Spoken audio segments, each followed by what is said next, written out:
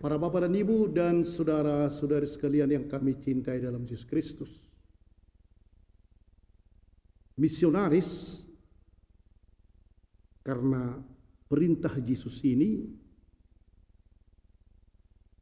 kepadaku telah diberikan segala kuasa dan seluruh, karena itu pergilah, jadikanlah semua bangsa muridku dan baptislah mereka in the name of the Father, Son, of the Holy Spirit. Amen. Itu syamuro. Ya. Jadi ada misionaris yang memang disuruh ordonya mau ke arah Asia ini sebenarnya kan. Tapi ada satu pulau yang selalu dilewati kapal misionaris ini. Itu mereka berhenti sebentar, 1 hari, dan banyak penduduk di pulau itu. Jadi misionaris ini ketika dia turun, tempat telah diajarkannya orang-orang di situ tentang kekristenan. Tapi apa mau kuajarkan di sini, pikirnya kan. Jadi ketika berkumpul begitu, mereka ingin memang jadi Kristen. Ini dalam nama Bapa dan Putra dan Roh Kudus. Tiga. Tapi satu. Makin bingung lah masyarakat yang masih agak primitif. Tapi pastor ini pandai juga supaya mereka mengerti 3. Semua dunia ini 3 ya. Kalau tidak 3 mampus. Contoh, kan? Maka dimulainya laut, sambung, darat, langit, 3. Coba kalau hanya langit, nggak bisa kan?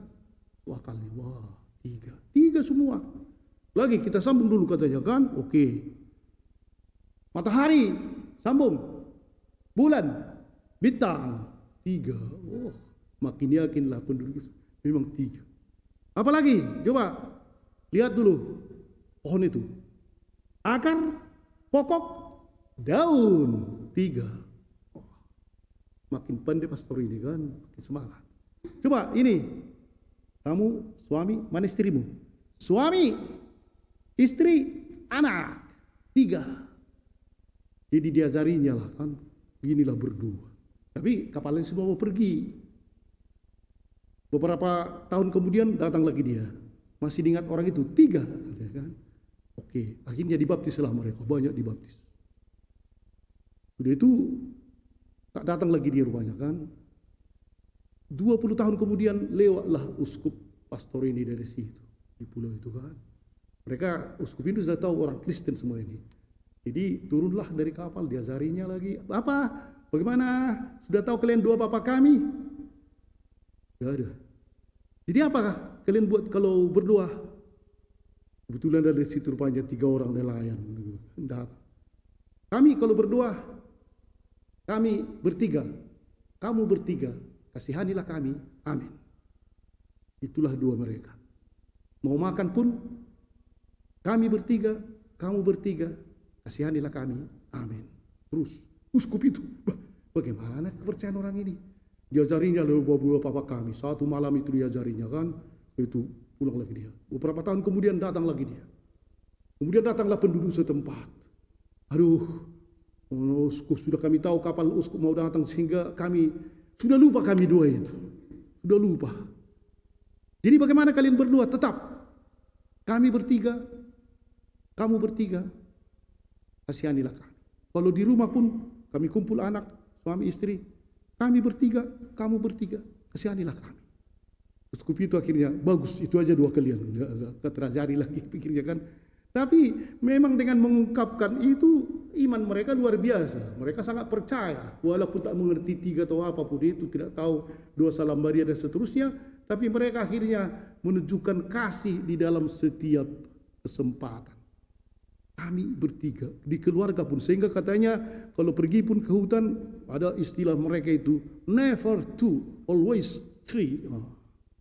Kalau mereka berjalan jangan pernah hanya 2. Kalau 2 memang bisa berselisih paham kan. Kalau 3 ada penengah. Jadi kalau Magnificat ini pun kalau pergi jangan berdua, 3. Sehingga selalu ada penengah. Tapi pada umumnya mereka 10 itu pula sialnya kan, sulit. Pada hari ini kita merayakan pesta Tritunggal Maha Kudus. Kalau kita mau membahas, kita bahas dulu tentang Allah. Sebenarnya udah mampus kita kan, mana bisa kita bahas tentang Allah. Tapi Bapa, Putra, dan Roh Kudus, kalau kita mulai berpikir dulu sebentar. Kalau dikatakan Bapa, dialah sumber semuanya, dialah pencipta yang menjadikan dunia ini. Dia sangat maha kuasa, dia di atas sana. Ketika kita katakan putra, itulah Yesus. Jadi putra ini yang selalu hadir bersama-sama dengan kita. Kemanapun kita pergi, ke situ dia berada. Dan selalu mendampingi kita. Puput, ayo. Darien. Rupanya si Darien, aku yang membaptis dia, udah besar dia sekarang. Baptis dulu masih katanya kan.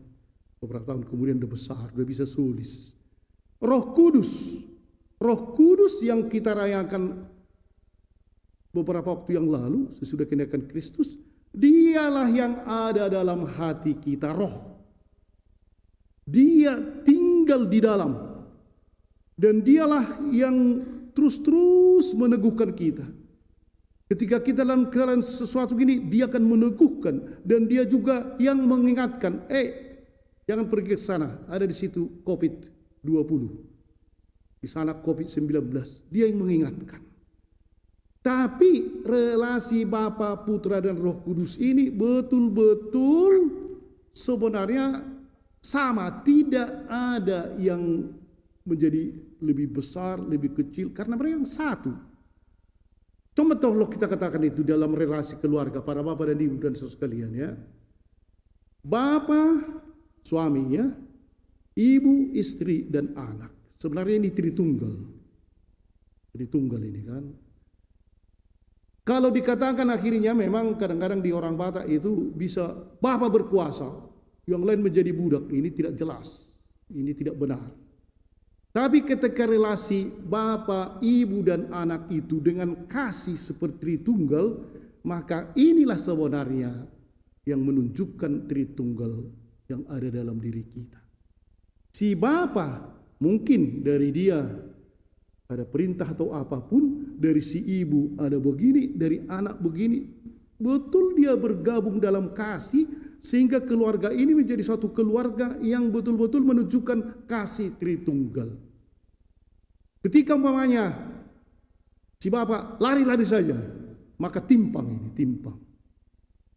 Atau si ibu tak mau memasak atau tak mau mengurus anaknya, timpang. Atau si anak semua entah kemana, ganjaan, maka timpang ya.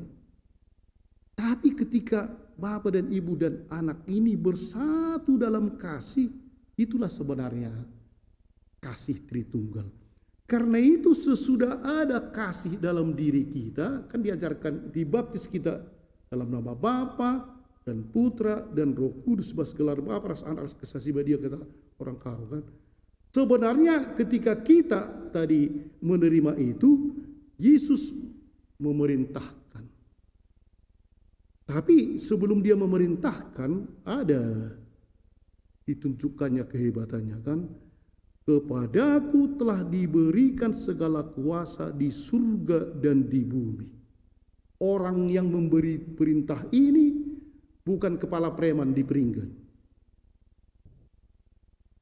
Bukan uskup, bukan paus, bukan Jokowi, bukan gubernur atau wali kota. Tapi yang memberi kepada kita perintah ini, kepadaku, kata Yesus, putra itu, telah diberikan segala kuasa di surga dan di bumi. Orang yang memberi perintah kepada kita itu menguasai surga dan bumi. Dan sesudah dia menunjukkan itu, artinya sebenarnya kita ini jago. Siapa bapakmu? Oh, penguasa surga dan bumi. Kau penguasa pajak petisa. Bapakmu itu apalah itu? Tahu bapakmu? Enggak, ibu kepala sekolah. Di mana?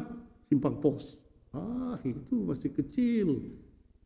Tetapi ini yang memberi kuasa itu kepada kita adalah penguasa surga dan penguasa bumi.